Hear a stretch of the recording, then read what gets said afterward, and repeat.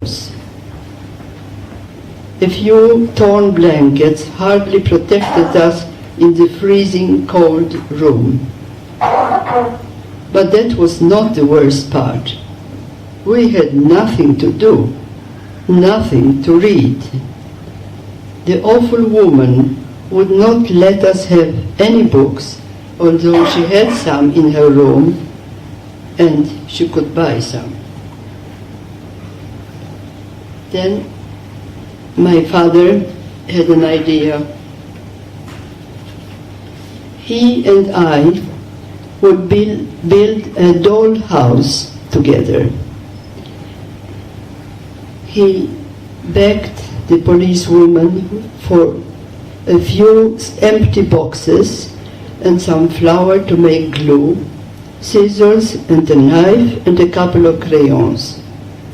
It was slow work, but again, I had what to do.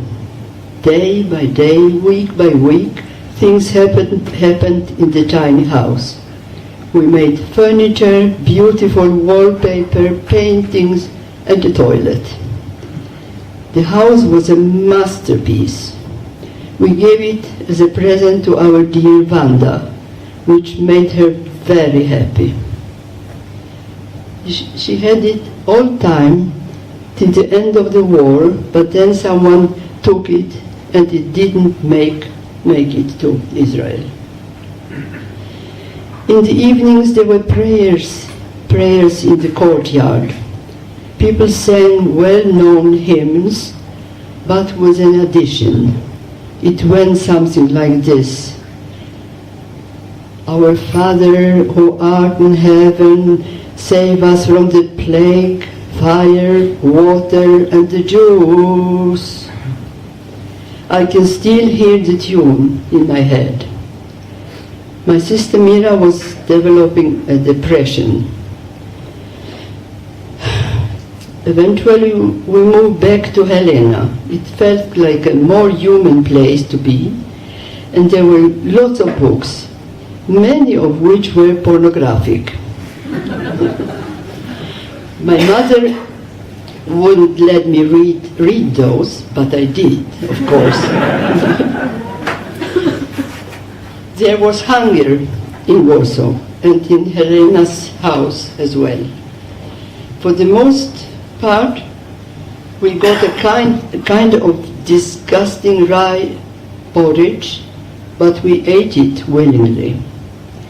The Warsaw General Uprising came, and after that new bombardments, day and night. Everybody was told to stay in the shelters, but we didn't dare. The risk for informers was big. Until the very end, Jews were informed on by Poles to the Germans. But we should not forget all those who, like Helena, protected Jews while risking their own lives. Soon we found ourselves on the front line, and now we had to go to the shelters. From the street we heard German and Russian alternatively. Soldiers were shooting and the injured cried for help. Both armies went back and forth over the river Weichsel. We were on the east side and we were liberated long before the Germans gave up on the other side of the river. When this happened, it still did not feel like a happy moment. The Russian army consisted mostly of Asians. They were uncivilized and behaved like wild animals. They raped, stole, and drank. My sister, a beautiful 22-year-old, almost became a victim, but was saved by a higher Russian officer who had fallen in love with her. Lonia was Jewish. He courted Mira with a lot of stolen goods, for instance, long white evening gloves. He protected us and loved my parents who spoke Russian to him. Our little family now traveled with horse and carriage to Otwock outside Warsaw. We lived there for close to a year with a group of Jews. We started to regain some of our strengths.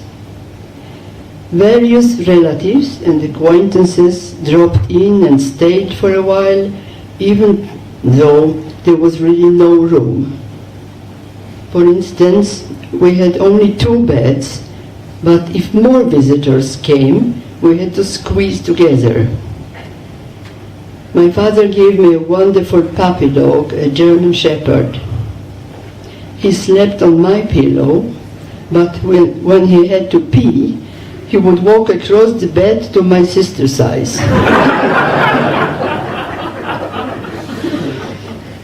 The grown-ups were working hard at getting us out of Poland. Peace was declared to Western Warsaw. We learned which of our relatives had survived and which were dead. But still, there were many question marks. Close to our house was a Jewish orphanage for children and youth. Both my parents were much involved with this and I made many friends among the kids. My mother played the piano for them and Mira taught school. I studied intensively during my time in Otwock. Now we were clear to move back to Warsaw. It was a shock to see the city in ruins. Our neighborhood was completely gone. Where there used to be streets, there were now pleading notes. Do you know if such and such is alive? Have you seen my son, John? All of Warsaw was in ruins and people were devastated. I don't remember how we lived, only that it was awful, dirty, crowded, and full of lies. My father became chairman of the provisorical Jewish community. We were waiting for a visa to Sweden and longed to go. One day I was sent to an improvised store nearby. I went out and pushed my way through the crowd. Suddenly I looked up and saw a familiar face. My heart was beating. Was it possible? I touched this skinny man.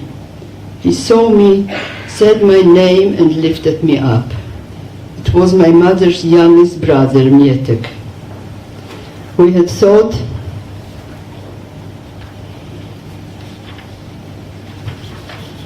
that he was killed in Russia, like another brother of my mother. But here he was, alive. We ran back to my mother. That was one of the happiest moments of her life and in his. Soon after that we flew to Sweden and a new and different life began.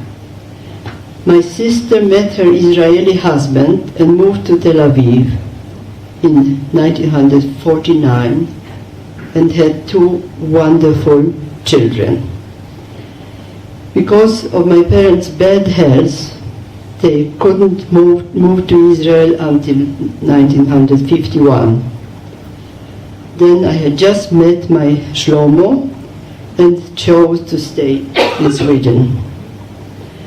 We have just celebrated our 60th wedding anniversary, for which we are very happy.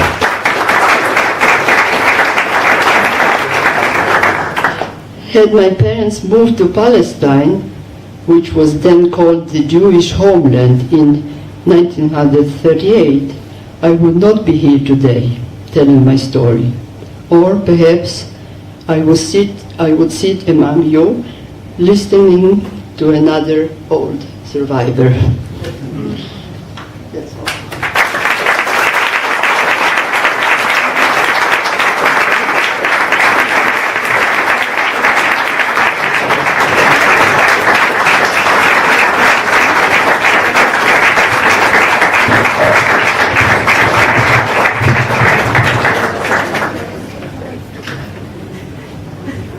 Wow.